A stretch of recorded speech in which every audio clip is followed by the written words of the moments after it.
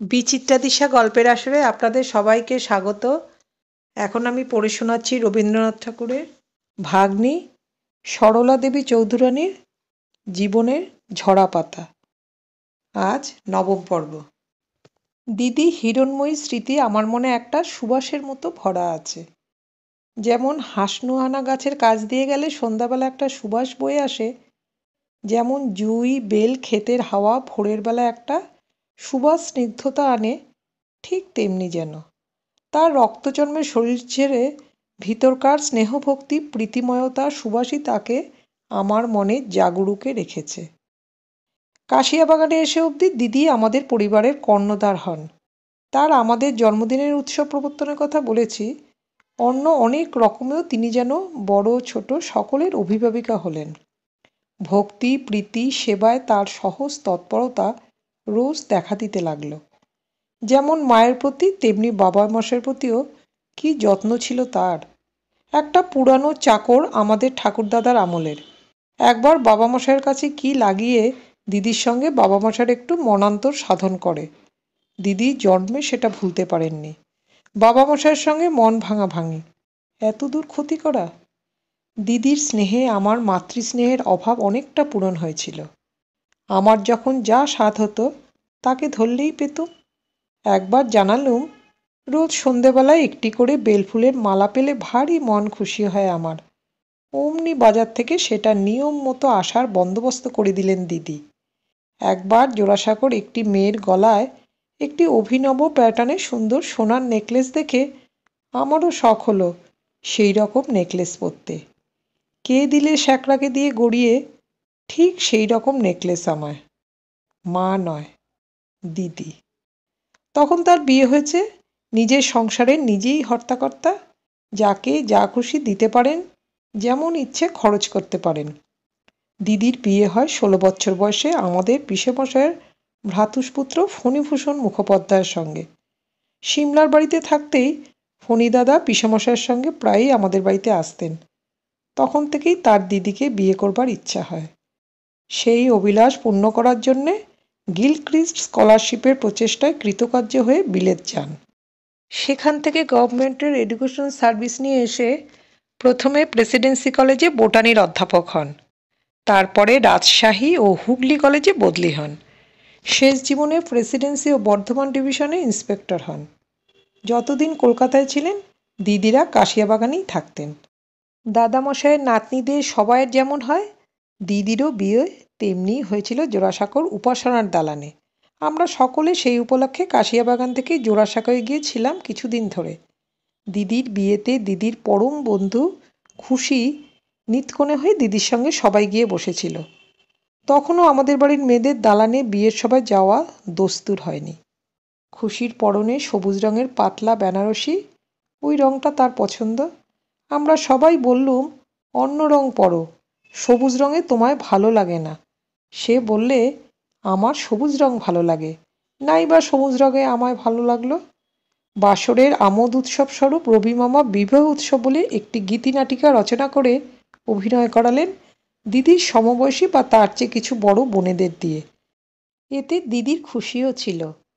সরোজা দিদি তাতে ছিলেন নায়িকা, অন্যরা সব তার সখী। দুজন পুরুষ ছিল, একজন নায়ক ও একজন তার আমোদের সখা। দীপুদাদার প্রথমা স্ত্রী দিনুর মা সুশীলা বৌঠান ও সুপ্রভা দিদি, এই দুজনে ওই দুই পুরুষ সেজেছিলেন।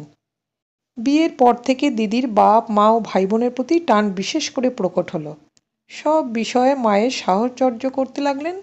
সে সময় থিওসফির খুব প্রচার। আমাদের বাড়িতে মহিলা থিওসফিক্যাল সভা হতো, তার প্রেসিডেন্ট মা। যাদের স্বামী বা বাড়ির পুরুষেরা থিওসফিস্ট, তাদেরই স্ত্রী ও বাড়ির মেয়েরা আসতেন। কলকাতার নানা পরিবারের মেয়েদের আনাগোনায় মায়ের সঙ্গে তাদের বেশ সখিত্ব স্থাপন হলো। মাদাম ব্লাভাটস্কি ও কর্নেল অলকটের শুভাগমনও প্রায় হতে থাকলো আমাদের বাড়িতে। তারা এসে মেয়েদের দীক্ষা দিতেন। একদিন সবাই হলঘরে বসে আছেন, অলকট সাহেব একটা কি কথা কইতে কইতে হঠাৎ উঠে শোঁ করে চলে গেলেন পাশের ঘরে। সেটা আমাদের ছেলেদের শোবার ঘর। 2-1 মিনিট সেখানে থেকে আবার হলঘরে ফিরে এলেন।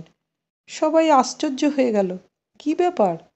অলকট বললেন, মহাত্মা কুথমির আবির্ভাব হয়েছিল ওই ঘরে। তাকে একটা বার্তা দিতে এসেছিলেন। তার ডাক পেয়ে অলকট গিয়েছিলেন ওই ঘরে। যা শোনবার তা শুনিয়ে চলে গেছেন কুথমি। আমরা বিস্ময়ে আনন্দে শিউরে উঠলাম।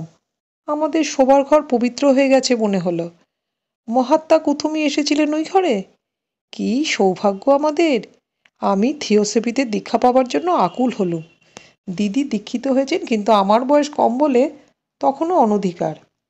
আমি ভাবতে লাগলুম কবে বড় হব, কবে দীক্ষার অধিকার হবে।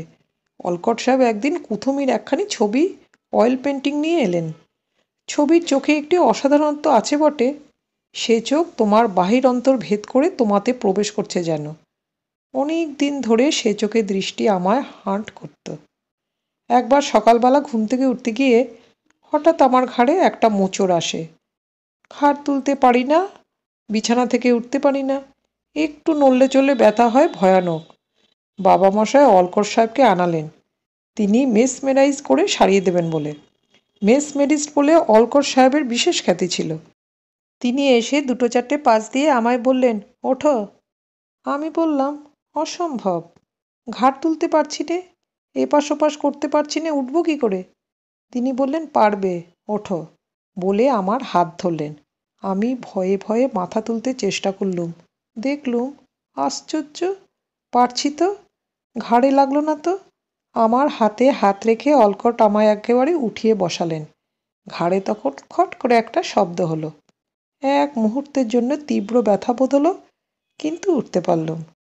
অলকট একটা গ্লাসে খানিকটা জল মন্ত্রপুত করে রেখে গেলেন। 2-3 ঘন্টা অন্তর একটু একটু খেতে বললেন। তার পরদিন সন্ধ্যাবেলা আরেকবার এলেন, বললেন, ভালো হয়ে গেছো, দেখো কিচ্ছু ব্যথা নেই। সত্যি তাই দেখলুম। মেসমেরিজমের উপর বাড়িশুদ্ধ সকলের শ্রদ্ধা খুব বেড়ে গেল। থিওসফির সবাই যেসব মেয়েরা আসতেন তাদের মধ্যে একজন ছিলেন ভবানীপুরের নবীন বাড়ুজ্যের বোন বলে প্রখ্যাতা। তিনি সন্ন্যাসিনীর বেশ ধারণ করতেন। তার একটি ভাইজি সঙ্গে আসত। সে তার স্বামীকে ত্যাগ করেছিল। স্বামী তাকে চায়, কিন্তু সে স্বামীকে চায় না। সে চায় নির্বাণের পথে যেতে। এই পরিবারের সবাই অদ্ভুত। নবীন বাড়ুজ্যের ছেলেটি মেসমেরিজমে সিদ্ধপুরুষ হয়ে গিয়েছিল। সে এক একদিন এসে তার কেরামতি দেখাতো। একজন ছেলেকে ঘুম পাড়িয়ে আধ ঘুমন্ত অবস্থায় সাপ ব্যাগ যা খুশি দেখাতো। নিজের ইচ্ছামতো উঠাতো, বসাতো, হাসাতো, কাঁদাতো। দিনুর মা সুশীলা বৌঠানও থিওসফিক্যাল সোসাইটির মেম্বার ছিলেন। একদিন আবিষ্কার হলো যে তার ভিতরও মেসমেরাইজ করার ক্ষমতা আছে। তার একটি পালিতা দাসীপুত্র ছিল, নাম তার নির্মলা। তাকে তিনি মাঝে মাঝে মেসমেরাইজ করতে লাগলেন। বৌঠান আড়াল থেকে তিতো মিষ্টু যা কিছু খেতেন, ঘুমন্ত নির্মলার মুখে সেই স্বাদ আসত। এই বিষয়ে যাতে সে ঠকাতে না পারে, যাতে মটকা মেরে পড়ে থেকে মিটমিট করে চেয়ে দেখে টের না পায় কী খাওয়ানো হলো বৌঠানকে, তার জন্য আমরা অনেক কঠোর সতর্কতা অবলম্বন করতুম। ঠকাবার উপায়ই ছিল না। সত্যি সত্যি সে মেসমেরিক নিদ্রাগ্রস্ত অবস্থাতেই সব কিছু করত, বলতো। বৌঠান কোনো কোনো দিন তাকে আদেশ দিতেন, হিমালয়ে চলে যাও, সেখান থেকে ঘুরে এসো। সে খানিকক্ষণ পরে যেন অত্যন্ত শীতার্ততা প্রকাশ করত। ক্রমে বাড়িশুদ্ধ সকলে বৌঠানকে এই বশীকরণ ক্রিয়ার থেকে নিরস্ত করতে লাগলো। ইচ্ছাশক্তির এরূপ অযথা অপব্যয়ে নিজের শরীর দুর্বল হয়ে পড়ার সম্ভাবনা। মাদাম ব্লাভাটস্কির প্রতি শ্রদ্ধায় যখন মান্দ পড়ল, থিওসফির দল ভঙ্গ হলো। তখন থিওসফির সূত্রে যাদের সঙ্গে পরিচয় আরম্ভ হয়েছিল, সেই সব মহিলাদের নিয়ে সখী সমিতি নাম দিয়ে মা একটি সমিতি স্থাপন করলেন। সখী সমিতি নামটি রবিমামার দেওয়া। কুমারী ও বিপন্না বিধবাদের বৃত্তি দিয়ে পড়া সাঙ্গ হলে তাদের শিক্ষয়িত্রী রূপে বেতন দিয়ে অন্তঃপুর মহিলাদের শিক্ষার জন্য নিযুক্ত করা। মফস্বলে ধর্ষিতা নারীদের জন্য প্রয়োজন হলে উকিল ব্যারিস্টার নিযুক্ত করে মোকদ্দমা চালানো। বাংলার বিভিন্ন জেলা থেকে শিল্প সংগ্রহ করে মেলা করা, তাতে মেয়েদের দ্বারা অভিনয় করানো প্রভৃতি নানা আয়োজনে সখী সমিতি বিখ্যাত হয়ে উঠল। মায়ার খেলার প্রথম অভিনয় সখী সমিতিতে হয়। সেবার দাদা ও সুরেন স্টেজ ম্যানেজার ছিলেন। মায়াকুমারীদের মাথায় অলক্ষ্যে তারে বিজলির আলো জ্বালানো তাদের একটি বিশেষ কারিগরি ছিল। আর সবাই অতি ভয়ে ভয়ে ছিল, পাছে বিজলির তার জ্বলে উঠে মায়াকুমারীদের শখ লাগে। কিন্তু তারা নতুন বৈজ্ঞানিক নির্ভীক। আশুবাবুর বিয়ের বছরেও তারা মসলন্দের তলায় বিজলির তার পেতে তাকে চমক দিয়ে দিয়ে খেপিয়ে তুলেছিলেন। জামাইবাবু স্থির হয়ে বসতেই পারছেন না। শালীরা হেসে হেসে অস্থির। মেলাটি বেথুন স্কুলের চাতালে হয়। মেলা সুন্দর করে সাজানো, স্টেজ বাঁধা, স্টল ঘেরা প্রভৃতি সব কাজেই দাদাদের ব্যাপৃত থাকতে হয়েছিল কদিন ধরে। তাতে তার পড়ায় খুব অমনোযোগ হতো।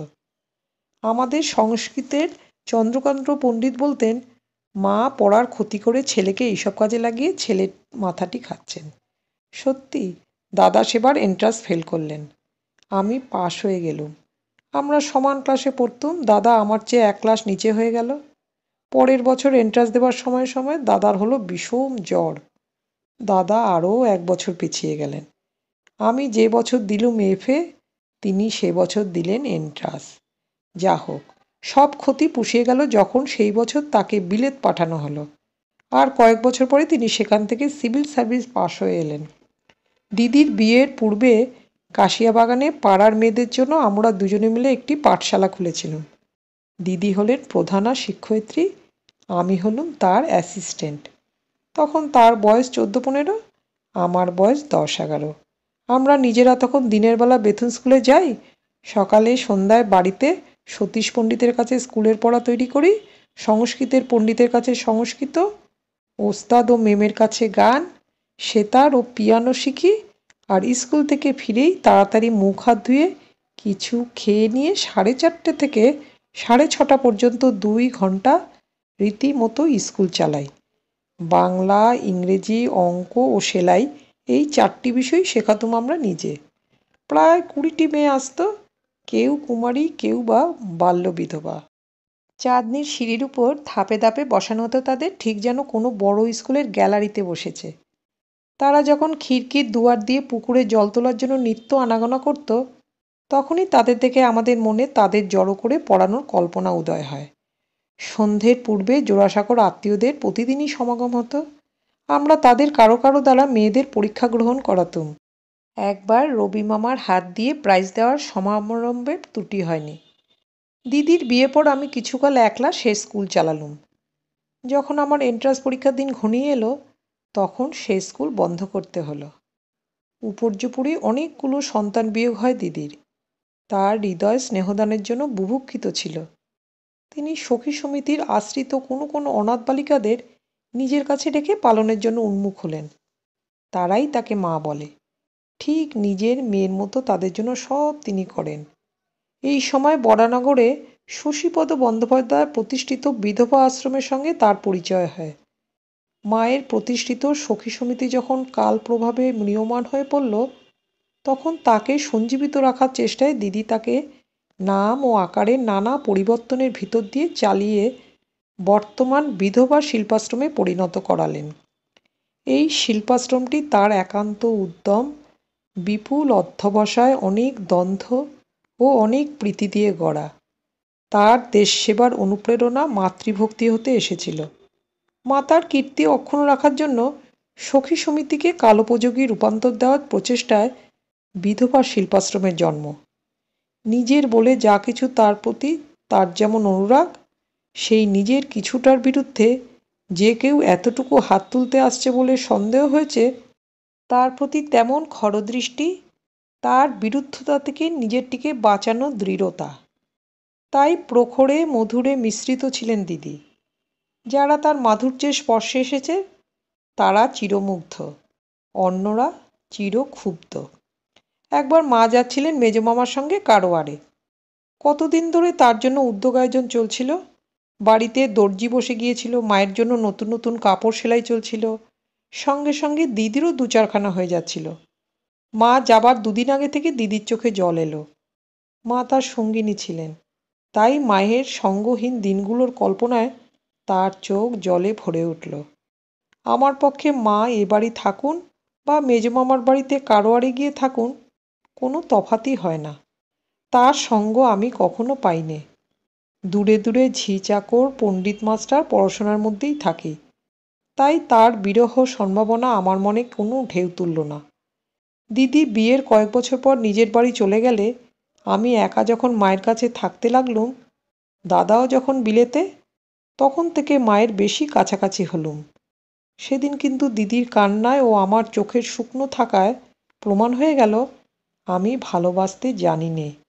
দিদি খোঁটা দিলেন। মার জন্য সব করতে পারেন বলে সকলের জন্যই কি পারেন? তা নয়। মা ছাড়া অধিকাংশের প্রতি দিদি পরম উদাসীন। কলকাতায় যে বছর জুবেয়ার সাহেবের অনুষ্ঠিত প্রকাণ্ড প্রদর্শনী হয়, মা তার বকুল ফুলকে তাতে সঙ্গে করে নিয়ে গিয়ে দিদির কাছাকাছি থাকতে বলেন। দিদি ভালো করে সব দেখাতে শুনতে পারবেন বলে। এদিকে সে প্রদর্শনী এত বড়, আর তাতে চিত্তাকর্ষক এত কিছু দ্রষ্টব্য রয়েছে যে সেসব ফেলে বকুল ফুলকে গাধা বোটের মতো টেনে বেড়ানো তার পক্ষে কতক্ষণ সম্ভব। দিদি আপন মনের বেগে এঘর ওঘর এ আঙিনা ও আঙিনায় ছুটে ছুটে বেড়াচ্ছেন। এদিকে হেঁটে হেঁটে বকুল ফুলের পা ব্যথা হয়ে গেছে। মাঝে মাঝে বেঞ্চে বসে যে বিশ্রাম করে করে যেতে পারেন সে খেয়াল তার মাথায় আসেনি। হঠাৎ আমাকে এক জায়গায় দেখতে পেয়ে ডাকতে আমি তার কাছে গেলুম। আমার হাত ধরে ধরে খুঁড়িয়ে খুঁড়িয়ে চলতে লাগলেন। শেষ পর্যন্ত তার অনুরোধে আমি তার সঙ্গে সঙ্গে রইলুম। কিছু অসাধারণ কাজ করিনি, এছাড়া আর কিছু করা সম্ভবই ছিল না এই অবস্থায়। বাড়ি ফিরে গিয়ে বকুল ফুল মার কাছে দিদির বিরুদ্ধে নালিশ আর আমার সম্বন্ধে তারিফ করলেন। উল্টো পুরাণ হলো। আমি পেলুম ভীষণ লজ্জা, যেন দিদি ও মার কাছে অপরাধী। জীবনের শেষ দিন পর্যন্ত বকুল ফুলের আমার প্রতি টান ও দিদির প্রতি মান যায়নি। দিদির ভিতর নেতৃত্ব ভাব ছিল বলেছি, সঙ্গে সঙ্গে ব্যবস্থা শক্তিও ছিল। তার প্ল্যান করা, তার দ্বারা কন্ডাক্টেড ট্যুরে ফণিদাদার কলেজের ছুটির সময় আমরা বছর বছর দেশ ভ্রমণে বেরোতে লাগলুম। ফণিদাদাকে টেনে হিঁচড়ে দিদিই নিয়ে যেতেন। যা কিছু বন্দোবস্ত করা দিদিই করতেন। স্টেশনে স্টেশনে নামা, ব্রেক ভ্যান থেকে লাগেজ নামানো, সঙ্গী চাকরকে দিয়ে খাওয়া দাওয়ার জোগাড় করা, এ সবেরই কর্তা দিদি। ফণিদাদা বড় স্টিমারে জোড়া ঢেউয়ে ঢেউয়ে ধাক্কা খাওয়া একখানা জালি বোটের মতো বিরক্ত হয়ে গজর গজর করতে করতে চলতেন। শেষ গন্তব্যে পৌঁছে থিতিয়ে বসে তবে স্বস্তির নিঃশ্বাস ছেড়ে বাঁচতেন। আমি দিদিকে ঝঞ্ঝাট পোয়াবার কতকটা সাহায্য করতুম। দাদা বিলেত চলে যাওয়ায় আর বাবা মহাশয় আমাদের সঙ্গে যেতে অনিচ্ছুক হওয়ায় মা ও আমি এই দুজনেই কেবল দিদিদের সহযাত্রী হতুম। আমাদের ছেড়ে কোথাও যেতে দিদি সুখী হতো না। দিদি ভারতীতে মাঝে মাঝে প্রবন্ধ লিখে মায়ের সাহায্য করতেন। মৌলিক প্রবন্ধ তিনি লিখতেন না, কিন্তু প্রয়োজনীয় সাময়িক তথ্যের ইংরেজি হতে অনুবাদ করে বাংলা পাঠকের সহজসাধ্য করা তার কাজ ছিল।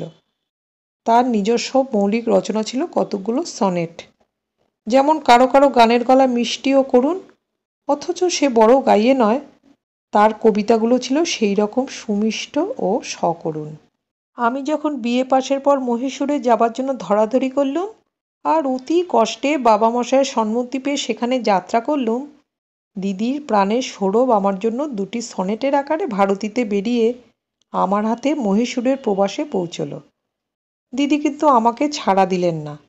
ভারতীর যুগ্ম সম্পাদকের কাছে ফেলে আমাকে দূর থেকে বাঁধলেন ঘরের সঙ্গে। তার হৃদয়ের কোড়কে যে মাতৃস্নেহ আত্মোৎসর্গের জন্য নিজের ছেলে মেয়ের অপেক্ষা করছিল, তার চরিতার্থিতা হলো অনেক বছর পরে। জগতের কাছে তার শেষ মূর্তি তার মা মূর্তি। তার ঘর আলো করা, বুকে ভরা দুটি ছেলে ও একটি মেয়েকে রেখে তিনি অনন্ত শয়নে গেলেন।